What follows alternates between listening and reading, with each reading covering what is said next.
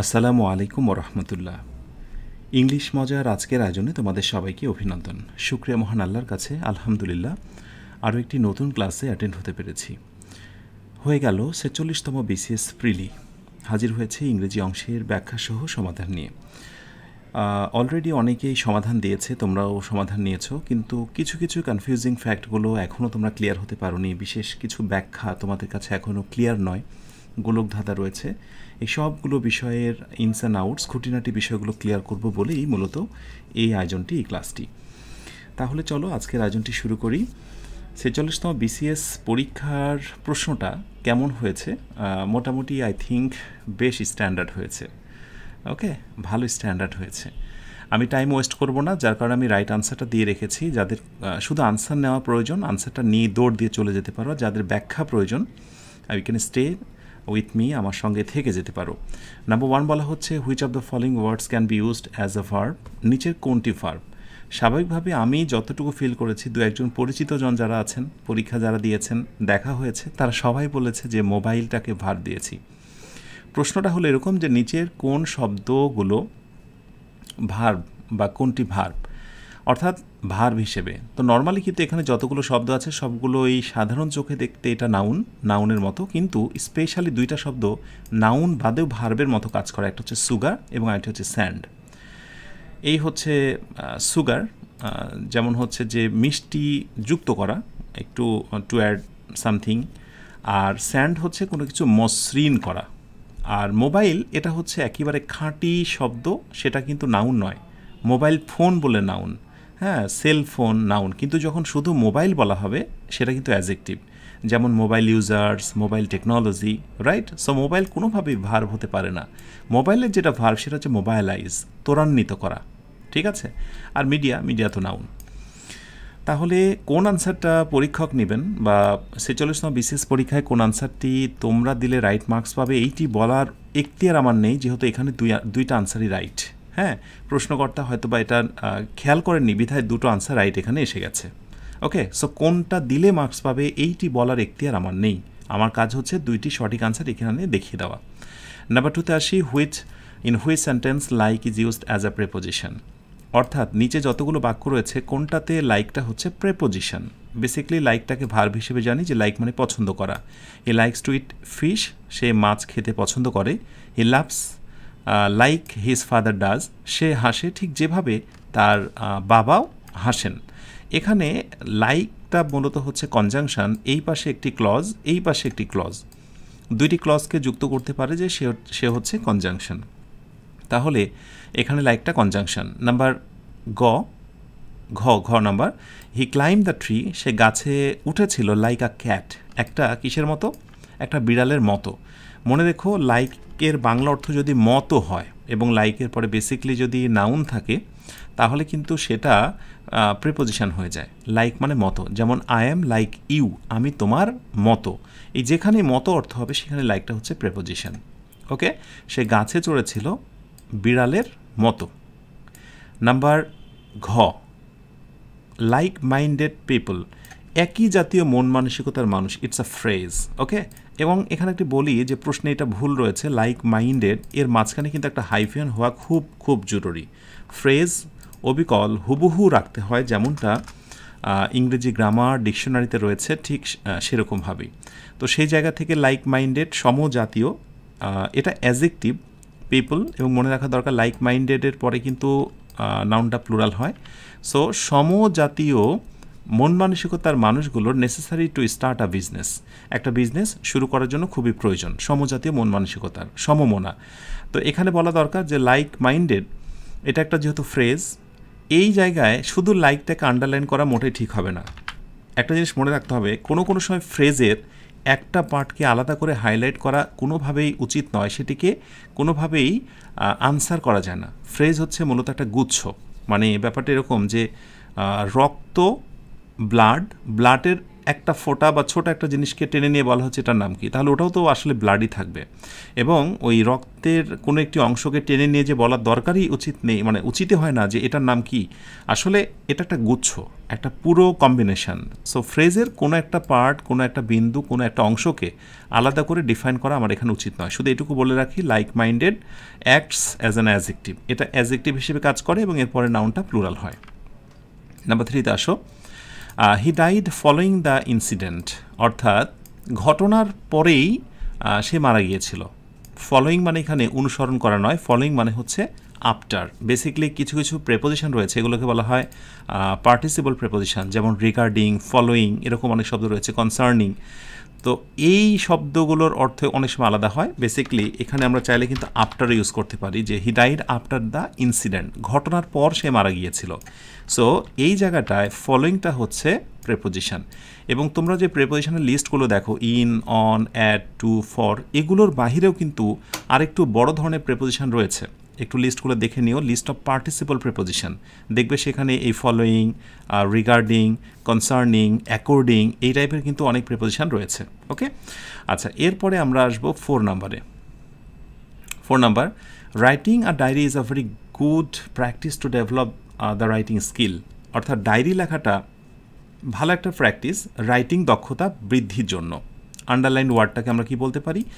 প্রথম কথা, ভার্বের পূর্বে এই সম্পূর্ণ অংশটুকু হচ্ছে সাবজেক্ট, আর সাবজেক্ট যে হতে চায় তাকে হতে হবে নাউন অথবা নাউন ইকুইভ্যালেন্ট অথবা প্রোনাউন। এটা প্রোনাউন নয়, অর্থাৎ হি, শি, ইট নয়, তাহলে এটি হচ্ছে নাউন বা noun equivalent.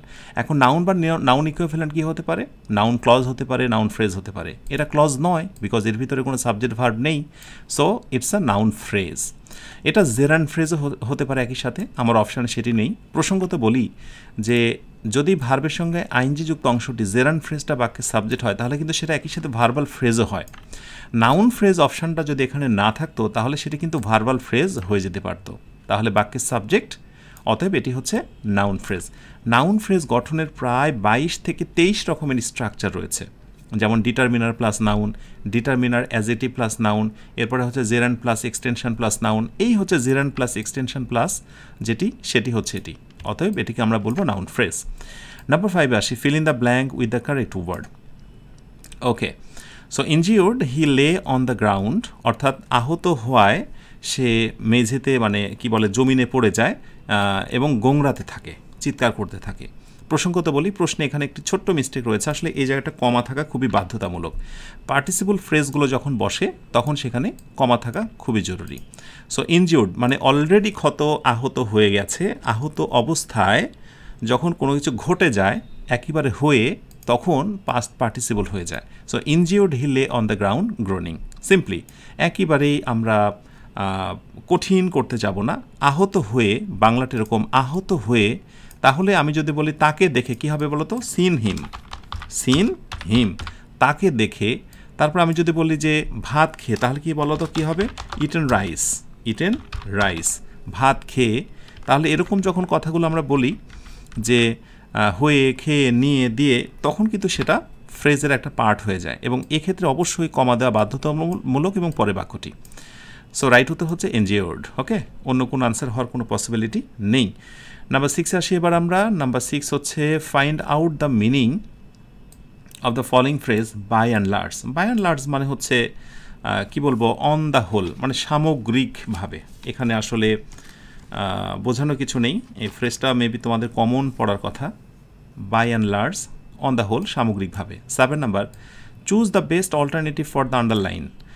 He went back on his promise of voting for me, অর্থাৎ আমরা বলতে পারি যে সে ভোট দেওয়ার প্রতিশ্রুতি দিয়ে ফিরে গেছে, সে ভোট দেওয়ার প্রতিশ্রুতি দিয়ে আবারও ব্যাক করেছে, মানে ভোট দেয়নি। ওয়েন্ট ব্যাক মানে টু রিটার্ন, ফিরে যাওয়া।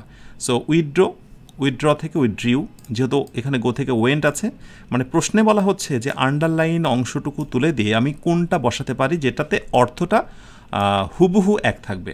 So he উইথড্রিউ on his promise of voting for me, ঠিক আছে, একই অর্থ থাকবে, সে ভোট দেওয়ার প্রতিশ্রুতি দিয়ে ফিরে গিয়েছে, মানে রিটার্ন গিয়েছে।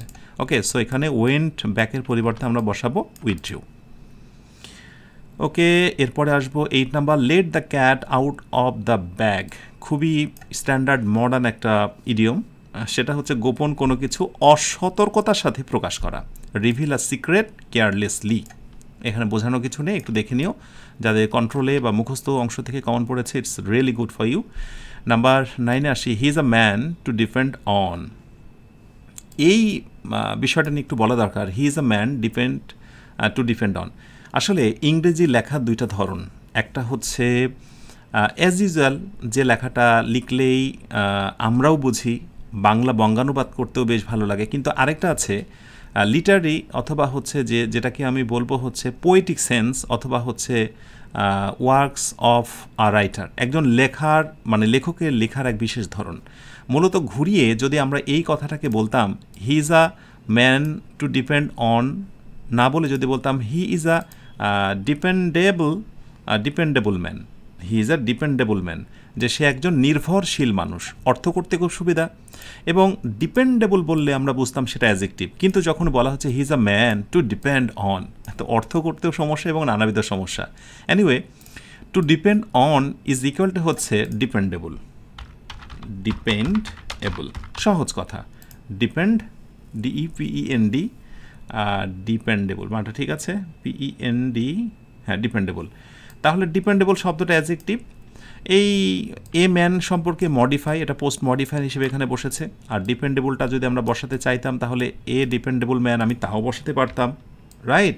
সুতরাং সব দিক থেকে যতই প্রেপোজিশন থাকুক না কেন, এটি প্রেপোজিশনাল ফ্রেজ নয়, এটি হচ্ছে সিম্পলি কি অ্যাডজেক্টিভ। কেননা এটা নাউন সম্পর্কে বলছে, এটা হচ্ছে নির্ভরশীল মানুষ, যার প্রতি বিশ্বাস করা যায়। তাহলে প্রেপোজিশন দিয়ে শুরু হলে প্রেপোজিশনাল ফ্রেজ হয় না, সূত্র হচ্ছে প্রেপোজিশন দিয়ে শুরু হতে হবে, নাউন দিয়ে শেষ হতে হবে। নাউন দিয়ে কি শেষ হয়েছে? না, সুতরাং এটা প্রেপোজিশনাল ফ্রেজ নয়।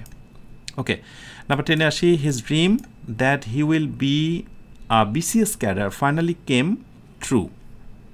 The underline part is, underline করা অংশটুকুকে আমরা কি বলতে পারি? আন্ডারলাইন করা অংশটুকু definitely it's an adjective clause. আচ্ছা, অ্যাডজেক্টিভ ক্লজ কেন? প্রথম কথা হচ্ছে হিজ ড্রিম, আমরা এইভাবে এইটুকু একটা কাজ করি, হি ড্রিমস ফাইনালি কেম ট্রু, তার স্বপ্নটা সফল হয়েছিল, অবশেষে সফল হয়েছিল। এখন আমরা ড্রিমটাকে একটু মডিফাই করছি, হিজ ড্রিমটাকে, যে ড্রিমটাকে আমরা একটু এলিভেটলি বলছি, আমরা মডিফাই করছি। ড্রিমের টাইপটা কেমন আমরা এখানে মানে কি বলে যে ড্রিমটাকে আর একটু ক্লিয়ার করে বলতে চাচ্ছি, তখন বলবো that he will be a BCS cadre. এগুলো হচ্ছে অর্থের সাথে সংযুক্ত, আমরা এটাকে বলতে পারি রেস্ট্রিকটিভ একটা মুড, অর্থাৎ যদি নাউনের সাথে, আগের নাউনের সাথে পরের অর্থটার সামঞ্জস্য অনেক বেশি স্ট্রং থাকে, লেগে থাকে, এবং সেটা যদি রিলেটিভ প্রোনাউন দিয়ে হয় তাহলে বেসিক্যালি সেটি হচ্ছে অ্যাডজেক্টিভ ক্লজ। তবে বিশেষ করে যখন অনেক নাড়াঘাটা করবে তখন কয়েকটা শব্দ গ্রামারিয়ানরা সিলেক্ট করে দিয়েছে according to Cambridge grammar view. আমি কয়েকটা ওয়ার্ডের কথা বলি, যেমন ধরো বিলিভ, মনে রাখবে যে বিলিভ থেকে বিলিভ হয়েছে বিশ্বাস, এরপরে ফ্যাক্ট, এরপরে hope, idea, possibility, suggestion, statement, তারপরে ধরো ক্লেম, আর্গুমেন্ট, এইরকম হাতে গোনায় কয়েকটি শব্দ যদি থাকে এবং তারপরে দ্যাট থাকে তাহলে সেটি হয়ে যায় নাউন ক্লজ। এছাড়া অন্যান্য ক্ষেত্রগুলোতে they are called adjective clause. এটা নিয়ে গোলকধারা থাকতে পারে, বাট এটি হচ্ছে ফাইনাল সলিউশন যে that he will be a BCS cadre, এটি মূলত হচ্ছে মডিফায়ার। এটিকে অ্যাপোজিটিভ ভাবার কোনো কারণ নেই, কারণ অ্যাপোজিটিভ মানে হচ্ছে ওয়ান কাইন্ডস অফ মডিফায়ার, আর মডিফায়ারই হচ্ছে তোমার অ্যাডজেক্টিভের গোত্রের একটা অংশ। সুতরাং মডার্ন গ্রামারের আবার কিছু কিছু জায়গায় আমি পড়তে যেটা দেখেছি যে অ্যাপোজিটিভকে তারা মানে দ্যাট ক্লজকে অ্যাপোজিটিভের অন্তর্ভুক্ত তারা করতেই চায় না। আর একটা সময় এই জায়গাটায় কমা দেওয়া হতো, এবং এই কমা দেওয়ার ইস্যুটা ছিল যে রেস্ট্রিকটিভ এবং নন রেস্ট্রিকটিভ। কমা দেওয়ার যে বিষয়টা ছিল রেস্ট্রিকটিভ এবং নন রেস্ট্রিকটিভ, কিন্তু এখনকার গ্রামারগুলোতে কমা হওয়ার হামেশা উঠেই গেছে। যদি তোমরা কেউ নেটিভ স্পিকারদের ভালো ভালো কোনো গ্রামার বই এখন স্টাডি করে থাকো, সেখানে দেখবে দ্যাট ক্লজের আগে পরে কিন্তু কোনো কমাই নেই। কিন্তু আজ থেকে বেশ এক যুগ আগের কিছু গ্রামার বইতে হয়তো বা কমা দেখতে পাওয়া যাবে, সেগুলোর ঐতিহ্য রয়েছে। সেগুলোতে এটাকে অ্যাপোজিটিভ হিসেবে আখ্যায়িত করা হতো, আর অ্যাপোজিটিভ মানে অনেকে মনে করতো বা অনেকে মনে করা হয় যেটি নাউন ক্লজের অন্তর্ভুক্ত, কিন্তু basically appositive is one kind of modifier, যেহেতু আগের নাউনটাকে সে মডিফাই করে, আর মডিফাই যে করতে পারে সে কিন্তু অ্যাজেক্টিভের অন্তর্ভুক্ত। আর অ্যাজেক্টিভ ক্লজের আরও একটি স্বতন্ত্র বৈশিষ্ট্য হচ্ছে সে রিলেটিভ প্রোনাউন দ্বারা শুরু হয়। এনিওয়ে, এইটুকু। আর এরপর 11 নম্বরে আসি আমরা, which of the following is the correct simple sentence, নিচের কোনটি সিম্পল? মোটামুটি all that glitters is not gold, এই গ্লিটার্স হচ্ছে একটা ভার্ব, এই একটা verb, so it's not a simple sentence, দুইটি ভার্ব, অতএব এটা complex. All is well that ends well, সব ভালো যার শেষ ভালো তার। অল ইজ এখানে একটা ভার্ব, এন্ডস একটা ভার্ব, অতএব এটিও কমপ্লেক্স, দ্যাট কনজাংশন রয়েছে। আর do or die, and but or রয়েছে, অতএব compound. I saw an old man, আমি একজন বৃদ্ধ মানুষকে দেখেছিলাম, পাস্ট মি, আমার পাশ হয়ে যে হেঁটে যাচ্ছিল। তো এখানে আমরা এটাকে বলতে পারি সিম্পল সেন্টেন্স, বিকজ এই সেন্টেন্সে স হচ্ছে একটা ফাইনাইট ভার্ব, এরপরে আর কোনো ভার্ব নেই। ঠিক আছে, ওয়াকিং এটা নন ফাইনাইট, এটা পার্টিসিপল হয়েছে। ওকে, নাম্বার 12-এ আসি, which is the correct complex of the sentence, অর্থাৎ এই বাক্যটির কমপ্লেক্স কোনটা? তার মানে এটা হয়ে আছে corrupt man cannot win the respect of others, এটা হচ্ছে সিম্পল সাবজেক্ট, এই হচ্ছে ফাইনাইট ভার্ব একটা। অতএব আমি যখন এটাকে কমপ্লেক্স করতে চাইবো, যেহেতু এখানে ব্যক্তির কথা এসেছে, সো আমরা রিলেটিভ প্রোনাউনটাকে টেনে আনবো। সেই দিক থেকে a man who is corrupt cannot win the respect of others.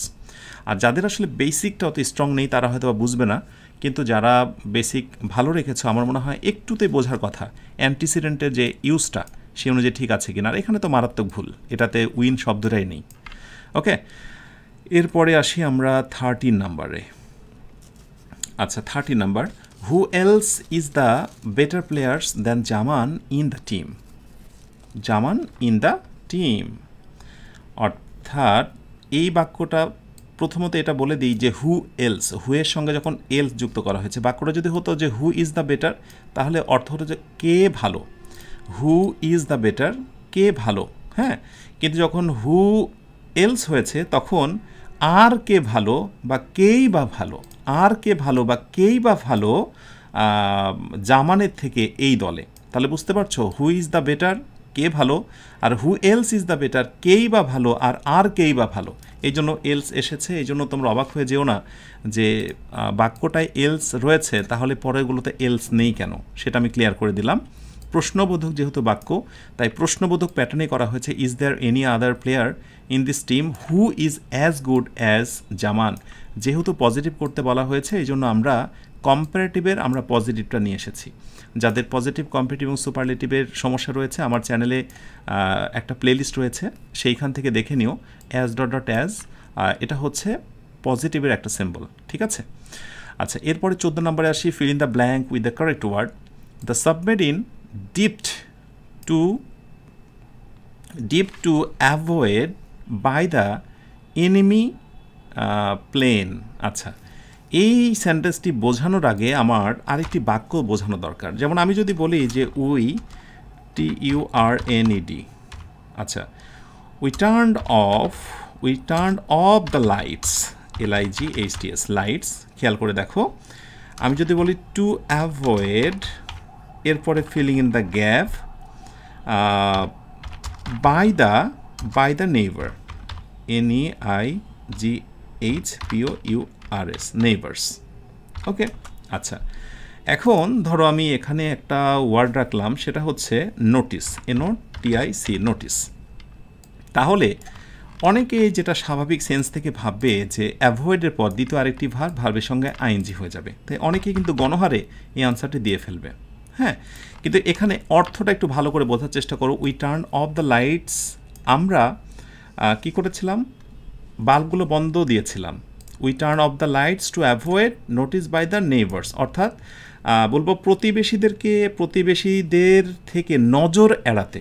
হ্যাঁ, নজর এড়াতে, নোটিস, নজর এড়াতে মানে নজর এড়ানো, নোটিস, আর নজর এড়াতে মানে অন্যের দ্বারা। এই যখনই অন্যের দ্বারা ঘটবে তখন একটা বিং ইউজ করে ইডি করতে হবে। বাংলাটা একটু ভালো করে খেয়াল করো, বাংলাটা হচ্ছে we turn off the lights to avoid being noticed by the neighbours, অর্থাৎ প্রতিবেশীদের নজর এড়াতে আমরা লাইটটি নিভিয়ে দিয়েছিলাম, লাইটটি বন্ধ করেছিলাম। ঠিক আছে, প্রতিবেশীদের নজর এড়াতে বাই সামওয়ান, তাহলে এখানে নজর এড়াতে। একইভাবে the submarine deep to avoid বলছে সাবমেরিনটি ডুবে গিয়েছিল, ডুবানো হয়েছিল বা কি বলে যে এটা আত্মগোপনে গিয়েছিল, সেটা হচ্ছে being seen by the enemy plane. হ্যাঁ, শত্রুদের দেখার থেকে দূরে যাবার জন্য বিং সিন মানে শত্রুরা যেন দেখতে না পারে, সেই জন্য সাবমেরিনটা ডিপ টু অ্যাভয়েড, অর্থাৎ সাবমেরিন ডুবে যায় যেন সাবমেরিনটাকে দেখা না যায়। মানে দেখা একরকম আর দেখা না যায়, দেখা হচ্ছে সি আর দেখা না যায় অন্যের দ্বারা বিং সিন। এই জায়গাটা বুঝতে না পারলে এখানে যে প্যাসিভ একটা সেন্স আছে সেটা বুঝতে না পারলে কিন্তু অনেক সময় সিং হয়ে যেতে পারে। এরপর 15 number, in fear of being arrested, অর্থাৎ গ্রেপ্তারের ভয়ে, এটা passive voice. In fear of arresting নয়, in fear of being arrested, এখানেও প্যাসিভ, অর্থাৎ অ্যারেস্ট হওয়ার ভয়ে, মানে অন্যের দ্বারা অ্যারেস্ট হবে, গ্রেপ্তার হওয়ার ভয়ে হি এসকেপড এলসওয়্যার, সে অন্য কোথাও পালিয়েছিল, এখানেও কমা থাকা একটা জরুরি ছিল, এটাও প্যাসিভ ভয়েস এবং সেই কারণে being arrested. 16 number, I did not follow who passed by me, আমি খেয়াল করতে পারিনি, অনুসরণ করতে পারিনি যে কে আমাকে অতিক্রম করে গিয়েছিল। ইট মাইট বি সজীব, সম্ভবত এটা সজীব হতে পারে, পসিবিলিটি বা সম্ভাবনার জন্য মাইট বি, এছাড়াও তোমার কাছে হয়তো বা মনে হতে পারতো ইট ওয়াজ সজীব, কারণ পাস্ট টেন্স তুমি নিজের অজান্তে ওয়াজ দিয়ে ফেলবে, কিন্তু কথাটার ভিতর সন্দেহ বা পসিবিলিটি যুক্ত রয়েছে যে আমি কে আমার পাশ হয়ে গিয়েছিল এটা লক্ষ্য করিনি, সম্ভবত সে, এই কথার মধ্যে রয়েছে যে ইট মাইট বি সজীব, এটা সজীব হতে পারে। 17 number, Shamim is my colleague, Shamim হচ্ছে আমার colleague. I dot dot him for 10 years, for বা সিন্স থাকলে আমি তাকে 10 বছর ধরে চিনি, ফর বা সিন্স থাকলে সেটি প্রেজেন্ট পারফেক্ট কন্টিনিউয়াস টেন্স। আর যখন হ্যাভ মানে নো বা কিছু ভার্ব আসে যেগুলো কন্টিনিউয়াস টেন্স হয় না, যেমন সি, বিলিভ, নো, এগুলো পারফেক্ট টেন্স না হলে তার আগের টেন্স মানে প্রেজেন্ট পারফেক্ট কন্টিনিউয়াস টেন্সের আগেরটা প্রেজেন্ট পারফেক্ট টেন্সে রূপান্তর হয়। তো সেই জন্য আই হ্যাভ নোন হিম, আমি তাকে দেখছি, মানে অর্থটা করবো কিন্তু কন্টিনিউয়াসের মতোই, প্রেজেন্ট পারফেক্ট কন্টিনিউয়াসের মতো, যে আমি তাকে দেখছি 10 ইয়ার্সের জন্য। আসলে বাক্যটায় যেটা দিলে সবার ভালো লাগতো, I have been knowing. Okay, so কেন করতে পারলাম না? কারণ প্রেজেন্ট পারফেক্ট কন্টিনিউয়াস টেন্সে নোয়ের সঙ্গে আইএনজি হয় না, তাই নিয়ম হচ্ছে প্রেজেন্ট পারফেক্ট কন্টিনিউয়াস টেন্সের আগেরটা প্রেজেন্ট পারফেক্ট টেন্সে রূপান্তর হবে, কিন্তু অর্থটা আমরা প্রেজেন্ট পারফেক্ট টেন্সের মতোই করব, বিকজ সিন্স বা ফরের এখানে ব্যবহার রয়েছে। 18 নাম্বার, হ্যাঁ, দ্য স্নো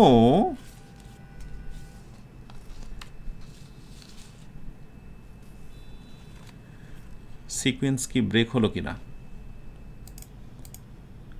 আচ্ছা, সিকোয়েন্স এটাই, আচ্ছা। 18 নম্বরে আসি, দ্য স্নো, তুষার swallowings down the valley, just হচ্ছে যে উপত্যকায় আর কি তুষার পড়ছে। এখানে রাইট উত্তর আসলে প্রিপোজিশন ডাউনই হবে, অন্য কিছু না, নিচের দিকে পড়ছে তুষার, down the valley. There is a coffee shop dot dot the street, এখানে দুইটা আনসার নিয়ে একটা গোলক ধাঁধা, সেটা হচ্ছে অন এবং অ্যাক্রস। তো অ্যাক্রস দিলে এক রকমের অর্থ, অন দিলে আরেক রকমের অর্থ। আই ডোন্ট নো যে পরীক্ষক কোন আনসারটা নেবে, বাট আমি আনসারের জায়গাটা থেকে বলি যে there is a coffee shop across the street, মানে হচ্ছে রাস্তার ওই পাশে, অপর পাশে, মানে যেই পাশে স্পিকার বা যিনি কথাটা বলছেন দাঁড়িয়ে আছেন ওই পাশে কফির একটা দোকান। ওকে, রাস্তার ওই পাশে কফির একটা দোকান, কিন্তু যখন বলবো there is a coffee shop on the street, যে রাস্তায় একটা কফি শপ আছে, মানে কথাটা এরকম যে আনস্পেসিফিক প্লেসে কোনো একটা অনির্দিষ্ট জায়গায় কফি শপ আছে, এটা আমি বলছি। কিন্তু আসলে আমি যখন বলছি সম্ভবত এটাই হবে যে কাছে দাঁড়িয়ে বলছি যে ওই পাশে, রাস্তার ওই পাশে হচ্ছে কফি শপ, সেই দিক থেকে বেস্ট আনসার অর্থের দিক দিয়ে অ্যাক্রস হবে, বাট অবশ্যই অন ইউজ করা যেতে পারে, অর্থটা একটু আলাদা হবে। বাট আমি যে বললাম, আমি এটা বলতে পারছি না যে কোন আনসারটা পরীক্ষক অ্যাকসেপ্ট করবেন, ঠিক আছে? আচ্ছা, এরপর 20 নম্বরে আসি। আচ্ছা, 20 থেকে 23 নম্বর পর্যন্ত কারেকশান। 20 নম্বরে বলা হচ্ছে যে identify the correct sentence. He has told me that he will go but I will stay here in Dhaka. এটা নর্মাল সেন্স থেকেই কথাটি বলা হয়েছে, ন্যারেশনের মতো নয়। যদি ন্যারেশনে পরিবর্তন হতো তাহলে কিন্তু সিম্পলি টোল্ড হতো, অথবা অন্যান্য পরিবর্তন হতো, হেয়ারের জায়গাতে দেয়ার থাকতো। এখানে কিন্তু দেয়ার হয়েছে দেখো, কিন্তু এই জায়গাতে কিন্তু রিপোর্টিং ভার্বগুলো পরিবর্তন হয়নি। এনিওয়ে এটা সিম্পল বাক্য, হি হ্যাজ টোল্ড মি, সে আমাকে বলেছিল যে সে যাবে, বাট আমি I will stay here in Dhaka, কিন্তু আমি এখানে ঢাকাতে থেকে যাব। আচ্ছা 21 number, the room was darken by switching off all the lights. এটা সিম্পল প্যাসিভ ভয়েসে আছে যে রুমটা একেবারে অন্ধকার হয়ে গিয়েছিল, switching off all the light মানে সকল বাল্বগুলো বন্ধ করার দ্বারাই রুমটি অন্ধকার হয়েছিল, simply passive voice. 22 number, had you been there on time. So বাক্যের শুরুতে হ্যাড এসেছে, লাস্টে ফুল স্টপ, এটি থার্ড কন্ডিশনাল, এই জন্য আমরা বলবো যে এই পাশে যেহেতু পাস্ট পারফেক্ট টেন্স, অন্য পাশে হবে থার্ড কন্ডিশনালের বাকি অংশ would have, could have, might have, ভার্বে পাস্ট পার্টিসিপল। সেদিক থেকে you could have had the information, অর্থাৎ তুমি যদি সেখানে সঠিক সময় যেতে, ইউ হ্যাড বিন সেখানে সঠিক সময় থাকতে, you could have had the information, তাহলে তুমি তথ্য পেতে। কুড হ্যাভ, উড হ্যাভ, ভার্বে পাস্ট পার্টিসিপল, এই হ্যাভ, হ্যাজ, হ্যাড এ পাস্ট পার্টিসিপল কিন্তু হচ্ছে had. 23 number, there are trees on both the sides. হ্যাঁ অবশ্যই বোথ দ্য সাইডস। ডিটারমিনারের ক্ষেত্রে যদি বলি আসলে বোথ দা নাউনের আগে বোথ বসতে পারে, হ্যাঁ এই হচ্ছে মাঝখানে যেটা বসে সেন্ট্রাল ডিটারমিনার। সো বোথ দা, নর্মালি দা বোথ সাইড হতে পারে কথার কথা, কিন্তু যখনই একটা আর্টিকেল বসবে তখন আর্টিকেলের অবস্থান হবে মাঝে, বোথ দ্য সাইডস। এটা আর্টিকেলে ডিটারমিনারের ব্যবহার থেকে একটু দেখে নিতে হবে, both the sides of the road, অর্থাৎ রাস্তার উভয় পাশেই কী ছিল, গাছ ছিল। 24 নাম্বার, দ্য অ্যান্টোনিম অফ বয়েসচারাস মানে হচ্ছে প্রচণ্ড, অনেক বেশি পরিমাণে। সো এটাকে আমরা হুইট বলতে পারি, হুইট মানে হচ্ছে শান্ত। আর এই বানানটা একটু মিস্টেক ছিল পরীক্ষায়, এখন আমি জানি না যে এটা ভুল করে কেউ ভেবেছ কিনা, বাট হুইট রাইট উত্তর হচ্ছে এটা। ওকে ঠিক আছে, এই হলো শান্ত। আনরুলি অনিয়মিত, চেয়ারফুল আনন্দিত, আর নয়েজি মানে হচ্ছে হট্টগোল। সো আমরা অ্যান্টোনিম চেয়েছি, মানে প্রচণ্ড, আর অন্যদিকে হচ্ছে শান্ত স্থির। আচ্ছা এরপরে হচ্ছে প্লেজারিজম মিনস হচ্ছে the act of using someone's else idea as one's own, অর্থাৎ কারো একটি আইডিয়া বা কোনো সৃজনশীল জিনিসগুলোকে নিজের মতো মনে করা। এটা ওয়ান কাইন্ড অফ চুরি, এটাকে চুরি বলা হয়, অনলাইনের ক্ষেত্রে অনেক বেশি হয়। 26 নাম্বার, দ্য টু সিটিজ, এবার লিটারেচারে প্রবেশ করছি আমরা। The two cities in a tale of two cities, অর্থাৎ দুইটা শহরে কথা বলা হয়েছে, a tale of the two cities. Okay, Charles ডিকেনের এই উপন্যাসটিতে দুইটা শহরে কথা বলা হয়েছে। কোন দুটি শহর? ইয়াস, একটি হচ্ছে লন্ডন এবং প্যারিস। পড়ার সময় সেটি পেয়ে যাবেন ইনশাআল্লাহ, একটু দেখে নিও। 1859 সালের এই সালে লেখা, আর হচ্ছে ফরাসি বিপ্লবের সময় মূলত এই দুটি শহরকে কেন্দ্র করে লেখা।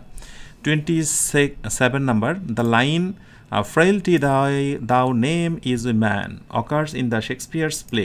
শেক্সপিয়ারের কোন নাটকে এই উদ্ধৃতির দেখা মিলেছে? হ্যামলেট। হ্যামলেট এই কথাটি তার মাকে উদ্দেশ্য করে বলে, যখন তার মা হ্যামলেটের বাবা মারা যাওয়ার মাত্র কিছুদিনের মধ্যেই ওই যে তার চাচা ক্লাউডিয়াসকে যখন বিয়ে করতে যায়, তখন সে এই কথাটি বলেছিল। 28 number, who of the following complied an English dictionary সম্পূর্ণ করার ক্ষেত্রে কোন মানুষটির অবদান স্বীকৃতি দেবার মতো? Samuel Johnson. এবং এটার মনে হয় যে তারিখটাও একটু মনে রাখা দরকার, কোনো একটা সময় হয়তো বা তারিখ আসতে পারে। এই স্যামুয়েল জনসন যে ডিকশনারি কাজটি সম্পূর্ণ করেন সেটা হচ্ছে কততে বলো তো? 1755। Okay, which is not a poetry form, নিচের কোনটি কবিতার আদলে নয়? দেখো নিচের সবগুলো কিন্তু কবিতা, হ্যাঁ, কিন্তু কবিতা নয় হচ্ছে টেল মানে হচ্ছে গল্প। সনেট 14 লাইন বিশিষ্ট কবিতা। আর পরে হচ্ছে ব্যালাড, এটি হচ্ছে যে কি ন্যারেটিভ পোয়েম, ন্যারেটিভ পোয়েম। এরপরে হচ্ছে এপিক হচ্ছে লং ন্যারেটিভ পোয়েম। ন্যারেটিভ বর্ণনামূলক, কিন্তু এর সঙ্গে যুক্ত হবে লং, মানে লম্বা। I M a man more synod against the seeing. চমৎকার কথা, আমি পাপের চেয়েও পাপি মানুষ। দিস ইজ আটার্ড বাই, এই কথাটি কার মুখ থেকে নিঃসৃত হয়? উইলিয়াম শেক্সপিয়ারের বিখ্যাত ট্র্যাজেডি কিং লিয়ারে এই কথাটি তোমরা পেয়ে যাবে ইনশাআল্লাহ, ঠিক আছে, পড়তে গেলেই। আর 31 number, which event influence the literature of the romantic period. Romantic পিরিয়ডের মানে কোন ঘটনাটি রোমান্টিক পিরিয়ডকে কি বলে মানে বেশ ইনফ্লুয়েন্স দিয়েছিল, প্রভাবিত করেছিল, সেটা হচ্ছে ফ্রেঞ্চ রেভলিউশন। ঠিক আছে, এবং এই সময় বিখ্যাত কিছু রাইটার লাইক পড়তে গেলে পাবে উইলিয়াম শেক্সপিয়ার, স্টিকলরিজ, পার্সি বিশি শেলি, হ্যাঁ, এদের একটা বিশাল মানে বিচক্ষণতা এই সময় পরিলক্ষিত হয়, এবং এটাই ছিল কিন্তু মূলত ওই ফ্রেঞ্চ রেভলিউশনের মানে কেন্দ্রবিন্দু, ওই ঘটনাগুলোই। 32 নম্বরে আসো, the author of the farewell to arm, এইটার লেখক হচ্ছে আর্নেস্ট হেমিংওয়ে। ব্যাস এটুকু জানলেই হবে। এরপর 33তে আসো, 33, হু is the most famous satirist in English literature? ইংরেজি সাহিত্যে সবচেয়ে কাকে ব্যঙ্গাত্মক মানে কি বলে কবি বা লেখক হিসেবে স্বীকৃতি দেওয়া হয়? সে হচ্ছে জনাথন সুইফটের কথা বললেই বিশেষ করে মনে হয়ে যায় কি গালিভার্স ট্রাভেল, এর সঙ্গে আছে আ মডেস্ট প্রপোজাল, এরকম ফেমাস স্যাটারিস্ট, খুবই ব্যঙ্গাত্মক একটা লেখনী, এবং এই লেখার মাধ্যমে সে সমাজকে অনেক কিছু দিয়েছে, সমাজের চোখে আঙ্গুল দিয়ে দেখিয়েছে। 34 নম্বরে আসো, which period is known as the golden age of English literature? English লিটারেচারের ক্ষেত্রে কোন সময়টিকে গোল্ডেন এজ বলা হয়? দ্য এলিজাবেথান এজটাকে একটু ট্রাই করো আমার সঙ্গে। আর এবার বিসিএসে যে প্রশ্নগুলো হয়েছে তাতে খুব স্ট্যান্ডার্ড মানে প্রশ্ন হয়েছে, পড়াশোনা যারা করছে তাদের জন্য সহজ, বেসিক ধরে যারা পড়ছে তাদের জন্য অনেক বেশি সহজ। সো আগামীতেও যারা বিসিএস নিয়েই স্বপ্ন তাদেরকে অবশ্যই বলবো যে একেবারে বেসিক ধরে পড়ার চেষ্টা করবে, কেমন? 35 number, which novel is written by an Indian novelist? নিচের কোন নোভেলটা ইন্ডিয়ান একজন নভেলিস্টের লেখা? The ministry of utmost happiness, কে লিখেছে বলো তো? অরুন্ধতী রয়। হ্যাঁ, এটা ইমিডিয়েট 2017 সালে লেখা, পাবলিশ হয়েছে। আর অরুন্ধতী রায়ের কথা বলে কিন্তু আরেকটা উপন্যাসের কথা এসে যায়, the god of small things. সাধারণ জ্ঞান ওই কথাটি থাকতো যে হু is the writer of the god of the small things. Well, তাহলে সবশেষে একটু ঝটপট করে কমেন্টে জানাও ইংরেজি অংশের 35টার ভিতরে কার কয়টি হয়েছে। তাহলে শেষ করছি আজকের আয়োজনটি। স্বপ্ন পূরণের পথে পরিশ্রমের কোনো বিকল্প নেই। যারা পরিশ্রম করছো ইনশাআল্লাহ অবশ্যই তার ফল পাবে। আশা করছি 47তম বিসিএসের ইংরেজির একটা পূর্ণাঙ্গ আয়োজন থাকবে তোমাদের জন্য। Grammar, vocabulary and literature. সাথে থাকো, ইংলিশ মজার সঙ্গে থাকো, আপডেট সেখানে জানতে পারবে। আসসালামু আলাইকুম ওয়া রাহমাতুল্লাহ।